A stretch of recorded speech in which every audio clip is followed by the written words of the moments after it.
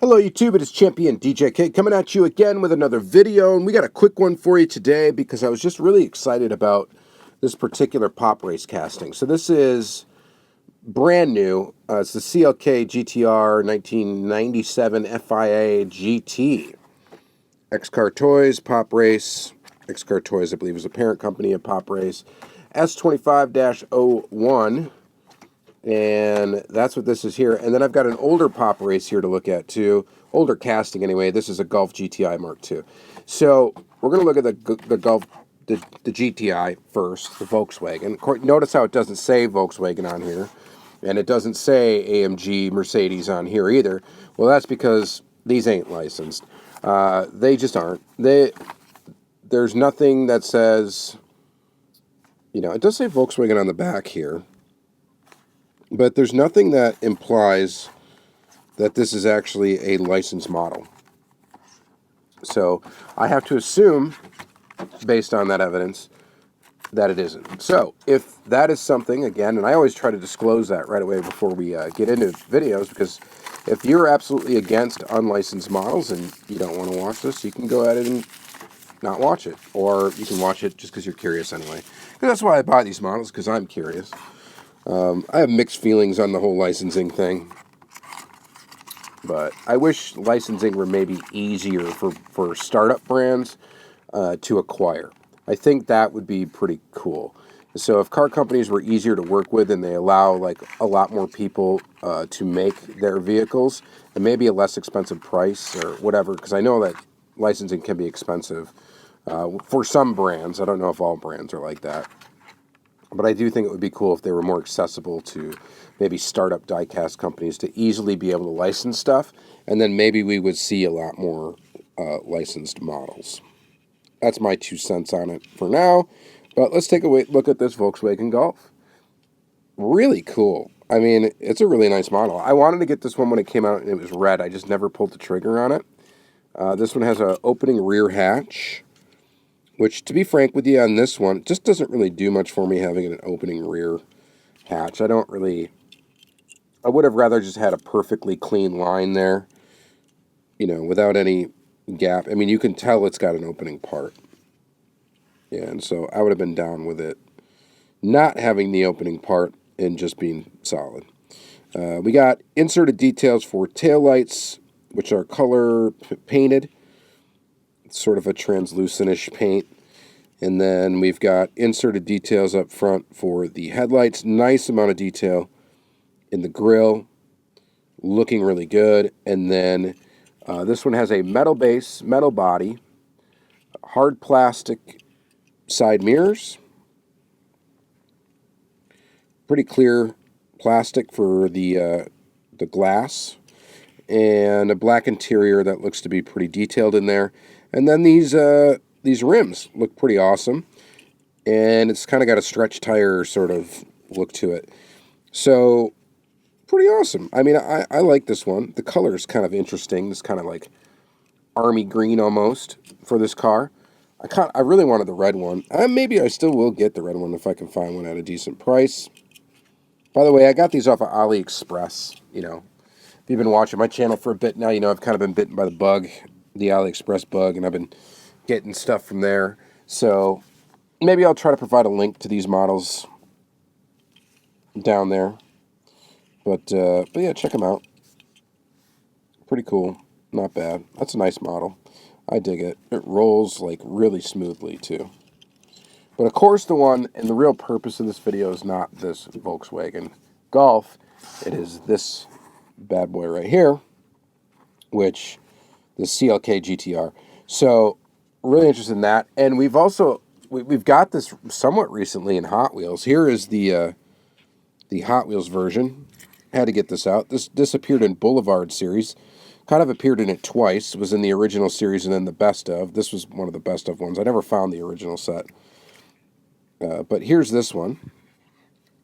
We can kind of compare contrast. I'm curious as scale wise how these things compare. So it'd be fun to have it and look at it. And here you can see Mercedes-Benz CLK GTR. This is a licensed model, of course, as all Hot Wheels are. all Hot Wheels that are representations of real cars. Of course, back in the day, though, all of the Hot Wheels cars basically that came out way back in the day, there was no licensing. So all your original red lines, all that stuff, a lot of the Blackwell era, all that stuff wasn't actually licensed by anybody. So, but now licensing is a definite thing. All right, so let's go ahead and open up this pop race. I've been really excited for this. I know this thing's going to have a ton of detail. Again, unless it's buried in this other language here, no licensing on this whatsoever. It's kind of a hot topic right now, the whole licensing thing, in the circle of discussion that I am involved in with some people that are pretty cool in the hobby. We talk about licensing a lot, and that's why I talk about it in videos. I'm interested in the process. I'm kind of interested in going down the rabbit hole of it, so just out of curiosity. But like I said, if brands make it difficult to do, and difficult for any like startup brand to try to get some licensing, which they probably do, I think that's prohibits competition, and I don't necessarily agree with that.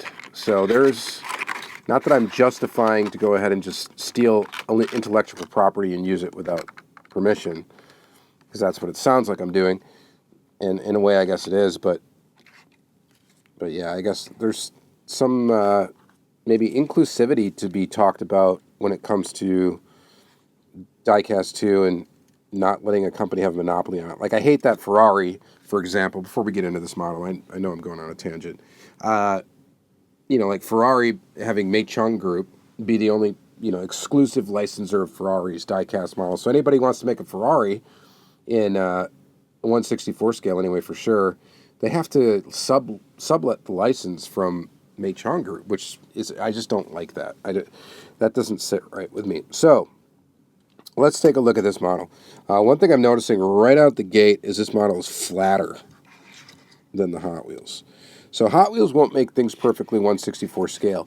They will make it look good at the size that it's supposed to be at. So if it shrinks down and it looks a little weird, being exactly 1/64 scale, they will tweak it to give it the essence of the car and make it look a little better. Overall, though, these are about the exact same size, at least the same length. The Hot Wheels is a bit wider than this car is. Lengthwise, though, they're pretty much spot on. Height-wise, the Hot Wheels is just a hair taller. But let's put the Hot Wheels aside now, and let's take a look at this model. Paint quality seems to be really good. Detail-wise seems to be really good, and I'm looking at that engine back there. That looks pretty awesome. Now, this one has inserted details, of course, for headlights. It's got a little inserted bit for the grille. We got some carbon fiber there. We've got blocked and inserted taillights. Are we missing a second exhaust in that hole there? Yeah, it's there, but it's not lined up quite right. But I believe the back of this car is removable, and I don't know, is the front of it too? Oh my gosh. Okay, so talk about like a perfect line there. That looked even tighter before I pulled it off the first time, but you can pull the front right off of this. It's just sitting on two little pegs that kind of hold it in, and then look at all that detail right there. You got suspension details. Man, that's really cool. The rims, the tires look really cool on this as well. So let's just set that aside, and then let's pull off the back. And the back pulls off. It almost feels like it magnets on. Is it magnetic? It is. Wow. Okay, so I just noticed this. But see those two little circles? My broken blade. Circle there, circle there. That's a magnet. And it corresponds with that right there. That is really cool. So it just kind of like magnets into place. Huh. That is fantastic. And again, same thing's going on with the rear. The magnets are right there and right there. And then here's your magnets right here that hold it on. And look at all of that. Look at all of that detail. So Pop Races in X-Car Toys is doing some really, really good stuff. The only thing that's probably holding some people back from really getting into them is probably that licensing issue, because they don't. Man, this has the rubberized mirrors too, so they're less likely to break, which is awesome. They're not like a hard plastic, and yet they also are painted silver, so it gives you the illusion of having an actual mirror there. I mean, this thing is actually really, really cool. It's just, look at that. Snaps right on. Like, just held on with, that's so smart to do. Such a genius way of doing it. You can kind of see how the headlights are inserted in here too, which is kind of neat. And then you can just put it on. She rolls. Yeah, so all the Pop Race stuff that I've gotten as of late, I've been actually very impressed with, including this guy, even though that exhaust in the back is a little bit...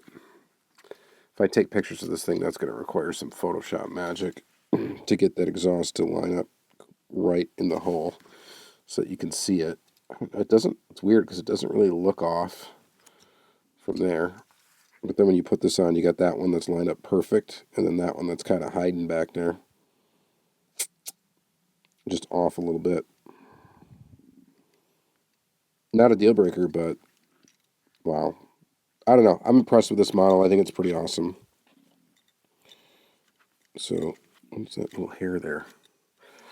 But yeah, the big surprise for me was the magnets. I knew that this thing came apart and was able to be taken apart like that, but I didn't know magnets were holding it on. That is cool. I mean, magnets, what are those? I don't understand magnets. So anyway, very, very awesome. I am definitely digging this. It does look a little flat, like squashed, and maybe that's just because I'm used to looking at this, where the features might be a little more accentuated. But dang, that is cool. Rolls super smoothly. That's a winner in my book. That is a winner in my book. I like it. I really do. So digging that one. Digging that one too. These are both really nice models. All right, you guys let me know, of course, what you think in the comments down below about these. Pop Race is just like kind of killing it. And they don't put out a ton of stuff. Like, they don't release with a frequency of like a mini GT or anything like that. But the stuff that they do put out, they've had moving parts and or removable parts and stuff. And generally, they do a really good job. Where I'm not like disappointed by it. Like, this is a good example where I think, I mean, this model would be cool even if it didn't have this. But the fact that they use the magnets and all of that, I don't know, it makes it just a really cool little model in 1/64 scale. All right, that's it for this episode. You guys let me know what you think in the comments down below, of course. Just a nice quick one for you today. Thank you guys very much for watching, and have a good one. Bye.